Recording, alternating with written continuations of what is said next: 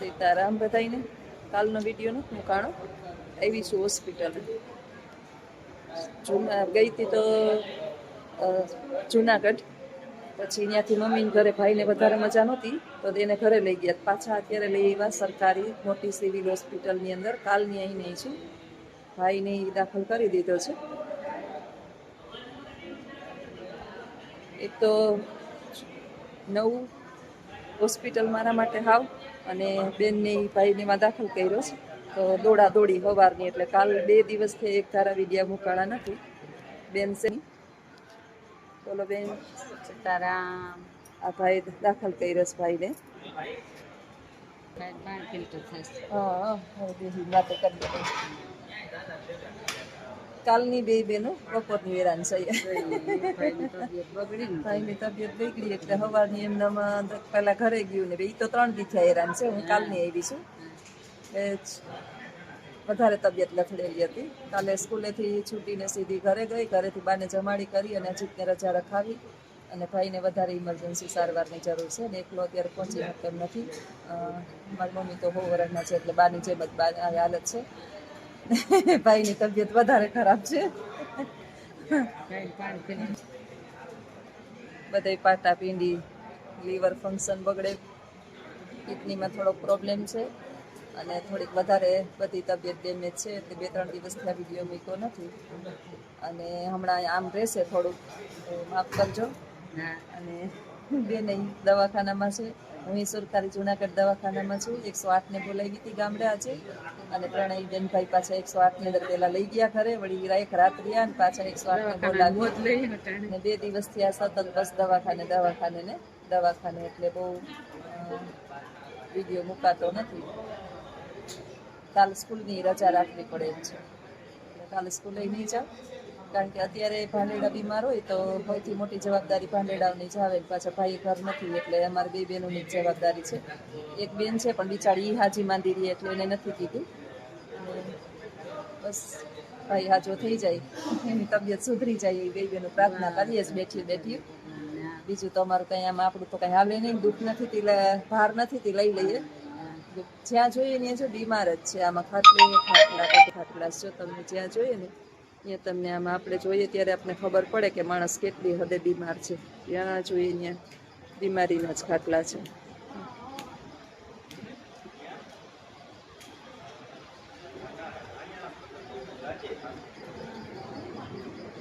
હાલે છે આવું બધું. આપણે એમ થાય કે આપણી બીમારી વધારે છે, આપણે એમ થાય કે આપણા વધારે બીમારી છે. દવાખાને આવીએ ત્યારે ખબર પડે કે અંતરની તો ભયંકર બીમારીઓવાળા છે. એટલે ઈશ્વર પાસે ઉઠી અને એક જ પ્રાર્થના કરીએ કે ભગવાન ધન દોલત તો ભાગ્યની વાત છે પણ શરીરની તંદુરસ્તી આપશે. બસ અમે આ જ પ્રાર્થના કરીએ. તો હાલો બધાય આવજો. સીતારામ. વિડીયામાં આગળના બન્યા રહેજો. ભાઈથી થોડીક આઘી રહી ગઈ કારણ કે એ બધું સાંભળે તો એ પાછો ટેન્શનમાં આવી જાય અને બિચારાને હવે મોબાઈલ જોવાની ઓલી રહી નથી. ભાઈ નાનો છે મારાથી 4 વર્ષ અને દવાખાનાની હું લોબીની અંદર બહાર નીકળી છું. અત્યારે નવરા થયા ભાઈનું બધું ટ્રીટમેન્ટ કરાવીને. તો 4 વર્ષ નાનો છે મારાથી અને આટલી નાની ઉંમરે પેલા ઓલા બધા કહેવાય ને કે નાના હોય ત્યારે જુવાનીનો જોર હોય, છોકરાઓ ખાસ કરીને, પુરુષો માટે આજ તો ખાસ લાગુ પડે છે કે ડ્રિંક કરતા હોય, દારૂનું વ્યસન હોય, થોડું ઘણું લેતા હોય અને ઘરનું માણસ કર્યું નહોતું એટલે કોઈ કહેવાવાળું ના હોય એટલે એના લીવર જે છે ને 2 ડેમેજ થઈ ગયા છે, સાવ ડેમેજ. અને કિડની જે છે એ લીવરના કારણે પછી એક ફંક્શન બગડ્યું હોય આપણા શરીરની અંદર એટલે એની અસર જે છે એ કિડની ઉપર થાય અને કિડની એ કંઈક 15-20% જ 2 કામ કરે છે અને એકાદ 5 દિવસે શરીરની અંદર પાણી ભરાઈ જાય છે એટલે પાણી કઢાવવું પડે. બહુ એમ કહીએ ને કે ડૉક્ટરે તો હાથ ઊંચા કરી દીધા છે. છેલ્લા 3-4-5 મહિનાથી હું તમને એમ કહેતી હતી વાત, આપણે લગભગ કાયમ વિડીયામાં ભાઈની મમ્મીની વાત ચાલતી જ હોય કે બહુ બીમાર હતા તો મારી બેન એને લઈ આવ્યા. એક સ્પેશિયાલિસ્ટ છે મોરી સાહેબ કરીને જૂનાગઢના. આજે છેલ્લા 1 વર્ષથી એની દવા ચાલતી હતી પણ હવે એણે હાથ ઊંચા કરી દીધા કે હવે તમે ઘરે સેવા કરો. મારી કારી ફાવે એમ છે નહીં. વિચારો કે આટલી મારા ભાઈની તબિયત ખરાબ હતી ને તોય હું આવતી નહોતી મારા બાના કારણે, પણ આજે મારી બેન રોવા માંડી. બેન છેલ્લે છેલ્લે ભાઈનું મોઢું જોઈ જાય એટલે આજે આવી. તો હવે કાલે તો અમે એને ઘરે લઈ ગયા હતા. પછી આજે બસ પાછા એને તકલીફ વધી ગઈ. સાંજે તો અમે એને ઘરે લઈ ગયા હતા દવાખાનેથી. પ્રાઇવેટ દવાખાનામાં અત્યાર સુધી ધક્કા ખાતા હતા.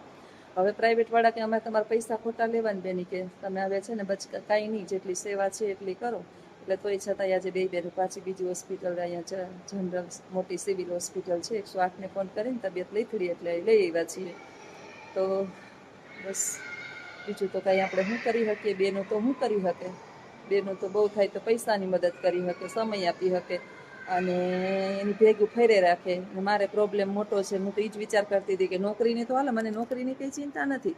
નોકરી હું મહિના દિવસની રજા મૂકી દઉં, પણ મોટો પ્રોબ્લેમ છે ને બાનો છે. અને અત્યારે બાની પરિસ્થિતિ કંઈક એવી જ છે. મારી મમ્મીની પરિસ્થિતિ એવી જ છે. આજે કહેતા હતા કે છેલ્લા 4 દિવસથી જે દિવસનો ભાઈ દાખલ છે ને તે દિવસનું એને પાણી નહોતું પીધું. એમ લથપથ મારી મમ્મી પડ્યા છે એકલા. અત્યારે પાછા એને બે મૂકીને બેનું આવતી રહ્યું દવાખાને. મારી બેન મોટી તો છે ને છેલ્લા 6-8 મહિનાથી સતત સેવા મારા ભાઈની કરે છે. તો વળી દવાખાને આવે, વળી ઘરે મોકલે, વળી દવાખાને આવે, વળી ઘરે મોકલે. બહુ અઘરું છે આ કામકાજ કરવું. એટલે બેનું છે તો ક્યાં જાય, આપણી ફરજ આવે. બહુ મોટી બેનને બહુ છે એટલે ચિંતા નથી, પણ એની ડાયાબિટીસવાળું શરીર છે ને એનું મોટું જાડું શરીર છે. રહી વાહે હું તો મારે જવાબદારી બાની જોરશોરમાં છે. કાલની એમને આવી છું ને આંખ નથી વીચીને. એટલે શરીરની અંદર આપણે કહીએ ને કે હજી તો હું માંડ હાજી થઈ હતી. જરાક એમ થયું કે જરાક ઠીક છે, 1-2 દિવસ થયા હતા. પછી બેનનો ફોન આવ્યો કે બેન ભાઈ કાંઈ નક્કી નહીં, પછી અફસોસ આખી જિંદગી ભાઈઓના રહી જાય. ભગવાન એને જિંદગી આયુષ્ય. હવે અમે એમ નથી કહેતી હોય કઈ બેનું કે ભગવાન એને 100 વર્ષનો કર. ભગવાન એનું જેટલું આયુષ્ય છે ને મારા ભાઈનું એટલું નિરોગીપણે અને એને દુખાવો કાંઈ ના થાય, તકલીફ ના થાય. બાકી જન્મ અને મૃત્યુ તો ઈશ્વરના હાથમાં છે. જન્મ એ જવાનો કુદરતનો એ કામ છે. નહોતું જાણ્યું જાનકી નાથે કાલે શું થશે. એના જેવું આજે આપણે પેલું પ્લેન ક્રેશ ને આપણે કેવી કેવી દુર્ઘટનાઓને કાલે આજે પાછું જોયું કે પેલું આપણે ક્યાં કહેવાય કેદારનાથ હેલિકોપ્ટર દુર્ઘટનાની અંદર કેટલા બધા મૃત્યુ પામ્યા ને આવું તો બધું આપણે જોતા જ હોય, સાંભળતા હોય. કેટલા માણસો મૃત્યુ પામતા. આજે છે ને સન્ડે રવિવાર છે એટલે બધાય જો આમ એકદમ ખાલી છે અત્યારે લોબી ઉપર. નહીં તો અત્યારે ક્યાંય જગ્યાએ ઓડની અંદર માણસો એક બધા બીજા હતા. બેન એકલા બક શું કરે છે એટલે હું લોબીમાં આવતી રહી છું. બસ ઈશ્વરને પ્રાર્થના કરીએ. દુઃખ એ વાતનું નથી કે મારાથી નાનો છે ને આમ છે ને બહુ, પણ દુઃખ એ વાતનું છે કે મમ્મી બેઠા છે. હજી મમ્મી બેઠા છે અને ભાઈને જો કંઈક થાય તો એ મારા મા માટે બહુ મુશ્કેલીનો સમય બની જાય. આજે કેટલા દિવસ થયા એમ કહે કે હું દિવસ ને રાત એમને જાગું છું. એનું શરીર નિરોગી છે મમ્મીનું. ભગવાન છે ને કંઈક ને કંઈક આપને આપે. આટલી ઉંમરે 100 વર્ષે એની યાદશક્તિ એ બરાબર છે, ઠીક છે. એની આંખે થોડું કામ એ કરે. જમતા નથી 4 દિવસ થયા તોય એમના હજી બધું ભાનમાં ને એવું બધું છે. એટલે ભગવાન એને હાજા નિર્વા રાખે. ભાઈની ઉંમર છે ત્યાં સુધી ભાઈને બસ નિરોગી રાખે. બીજું તો ઈશ્વર પાસે હું આપણે પ્રાર્થના કરી શકીએ.